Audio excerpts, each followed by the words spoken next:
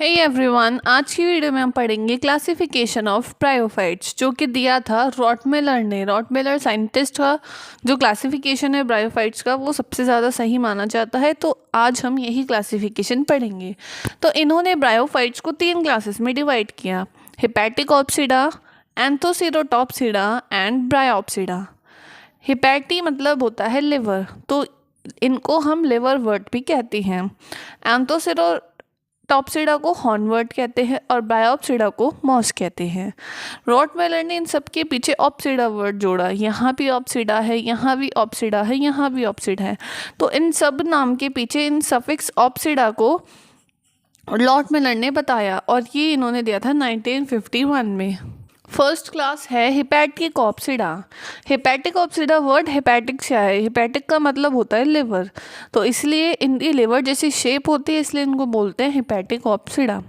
ये सबसे lower type के ब्रायोफाइट्स हैं। ब्रायोफाइट्स में भी कुछ एडवांस होते हैं, कुछ प्रिमिटिव टाइप के होते हैं। तो ये थोड़े प्रिमिटिव टाइप के ब्रायोफाइट्स होते हैं। इनके जो थैलस होती है, जो बॉडी की स्ट्रक्चर होती है, वो बहुत ही सिंपल टाइप की होती है। ये ज़्यादातर हमें डैम्प और शेडी हैबिटेट में मिलते हैं, जहाँ थोड़ी बहुत छाया हो और नमी हो। इनकी बॉडी अनडिफ्रेंशिएटेड रहती है, बहुत ही सिंपल टाइप की होती है और शॉर्ट लिव्ड स्पोरोफाइट होता है। मतलब बहुत ही कम टाइप के लिए स्पोरोफाइट सर्वाइव करता है। अनडिफ्रेंशिएटेड रहती है, मतलब कि डिवाइड नहीं रहती है रूट स्टेम लीफ में।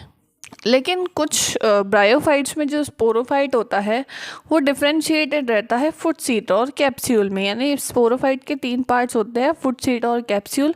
ये तीनों पार्ट मिलते हैं किसी किसी ब्रायोफाइट्स में। इसका एग्जाम्पल है मार्केंशिया। अब इसमें होते हैं राइजोइड्स।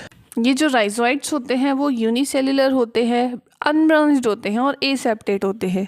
राइजोइड्स होती है रूट लाइक स्ट्रक्चर, क्योंकि ये जो ब्रायोफाइट्स इसमें रूट्स तो मिलते नहीं है, तो रूट लाइक स्ट्रक्चर मिलती है, जो कि होती है राइजोइड्स। तो ये यूनिसेल्युलर होते हैं, नहीं सिंगल सेल के बने होते हैं, कोई ब्रांचिंग नहीं होती। एसेप्टेट मतलब सेप्टा एब्सेंट होता है इसमें।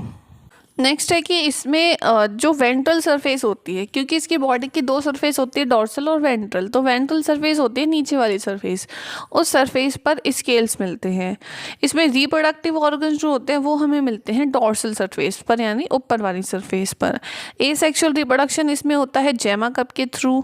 वेजिटेटिव रिप्रोडक्शन होता है फ्रेगमेंटेशन के थ्रू, और सेक्सुअल रिप्रोडक्शन होता है एंथ्रीडियम और आर्किगोनियम के थ्रू। इसमें कॉल्यूमेला एब्सेंट होती है। कॉल्यूमेला हम नेक्स्ट वीडियो में पढ़ेंगे कि ये स्पोरोफाइट का एक पार्ट होती है, तो ये इसमें एब्सेंट होती है। इसमें इलेटर्स प्रेजेंट होते हैं, जो कि स्पोर्स को डिस्पर्स करने में हेल्प करते हैं। और ये जो इलेटर्स होते हैं, इनका हाइग्रोस्कोपिक नेचर होता है, मतलब कि ये वाटर को एब्जॉर्ब करते हैं, जिससे ये फूल जाते हैं और रप्चर हो जाते हैं, जिसकी वजह से स्पोर्स बाहर निकल पाते हैं। जो कैप्सूल का डहीसेंस होता है, यानी कैप्सूल जो फटती है, वो इसमें इरेगुलर तरीके से इसका डहीसेंस होता है। अब हिपैटिक ऑप्सिडा को भी हम आगे 4 ऑर्डर्स में डिवाइड करते हैं। कौन कौन से? मार्केंशियल्स, जिसके एग्जाम्पल सेरिक्सिया and Marchantia.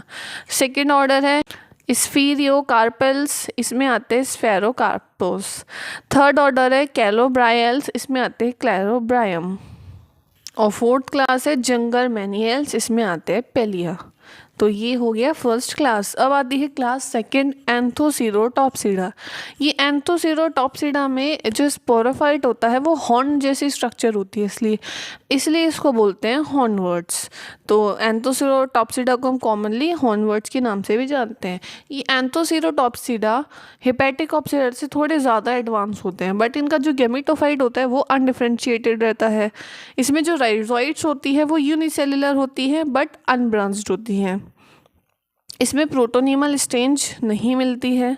Protonema juvenile stage होती है गेमेटोफाइट की, उसको बोलते हैं, तो वो इसमें हमें नहीं मिलती है। इसका जो स्पोरोफाइट होता है वो फुट और कैप्सूल में डिफ्रेंशिएटेड रहता है। स्केल्स इसमें एब्सेंट होते हैं, और इसके रिप्रोडक्टिव ऑर्गन्स इसमें भी डॉर्सल सरफेस पर ही हमको मिलते हैं। इसमें वेजिटेटिव रिप्रोडक्शन होता है फ्रेगमेंटेशन के थ्रू और ट्यूबर्स के थ्रू, और जबकि सेक्सुअल रिप्रोडक्शन होता है एंथ्रीडियम और आर्किगोनियम के थ्रू। इसमें कॉल्यूमेला प्रेजेंट होती है, और इसमें सीडो इलेटर्स मिलते हैं। उसमें इलेटर्स मिलते हैं बट इसमें सीडो इलेटर्स मिलते हैं। इनका काम इलेटर्स की तरह ही होता है। और इसमें जो कैप्सूल्स का डहीसेंस होता है वो इस तरीके से होता है कि 2 या 4 लोब्स बन जाते हैं उसमें। इस तरीके से इसमें डेहिसेंस होता है, यानी कैप्सूल इस तरीके से खुलती है। अब ये जो क्लास है उसमें केवल एक सिंगल ऑर्डर आता है, वो है एंथोसीरोटेल्स, जिसका मेंबर है एंथोसीरोज। थर्ड क्लास है ब्रायोप्सिडा। ये जो ब्रायोप्सिडा होते हैं वो डेंस कुशन जैसी फॉर्म बनाते हैं और बाकी दोनों के कंपैरिजन में ज़्यादा डिफरेंशिएटेड होती हैं। ब्रायोफाइट्स में लार्जेस्ट क्लास होती है ब्रायोप्सिडा की, इसमें लगभग 14,000 स्पीशीज़ आती हैं। इसका जो गेमेटोफाइट है वो स्टेम और लीफ लाइक पार्ट्स में डिफरेंशिएटेड रहता है। राइजोइड्स इसमें मिलते हैं वो होते हैं मल्टी सेल्यूलर और ब्रांच्ड। इसमें प्रोटोनिमल फेज प्रेजेंट होती है, मिलती है।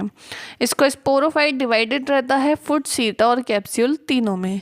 स्केल्स इसमें एब्सेंट होते हैं। रिप्रोडक्टिव ऑर्गन्स जो होते हैं वो सुपरफिशियल सेल से डेवलप होते हैं, जो कि प्रेजेंट होती है लीफी गेमेटोफाइट के एपेक्स यानी टिप पर।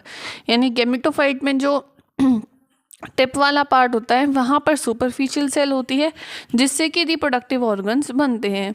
इसमें जो कैप्सूल का डेहिसेंस होता है वो रेगुलर होता है, यानी उसका कोई फिक्स्ड पैटर्न होता है। एसेक्सुअल रिप्रोडक्शन होता है इसमें बडिंग या फिर फ्रेगमेंटेशन के थ्रू। सेक्सुअल रिप्रोडक्शन होता है एंथ्रीडिया और आर्किगोनिया के थ्रू। इसमें कॉल्यूमेला प्रेजेंट होती है बट इलेटर्स एब्सेंट होते हैं।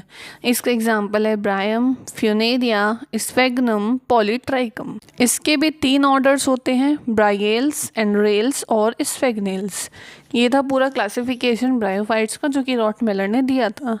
इस वीडियो में आपको कहीं भी डाउट हो तो आप कमेंट करके पूछ सकते हैं। किसी और टॉपिक की वीडियो चाहिए तो भी आप कमेंट कर सकते हैं। वीडियो अच्छी लगी तो वीडियो को लाइक करें, चैनल को सब्सक्राइब करें। Thanks for watching.